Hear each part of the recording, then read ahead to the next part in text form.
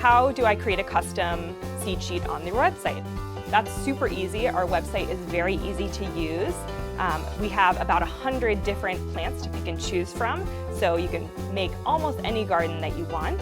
If you have a specific plant that's not on our website, definitely let us know, and we would love to test out the variety and see if we can add it to our website.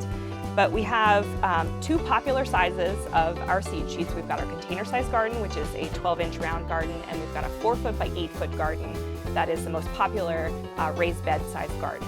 If you have a different or an odd size garden, the good thing about a seed sheet is you can easily cut the black weed blocking fabric into the design or the configuration of your garden. So very easy to make your own seed sheet from a 4-foot by 8-foot garden as well.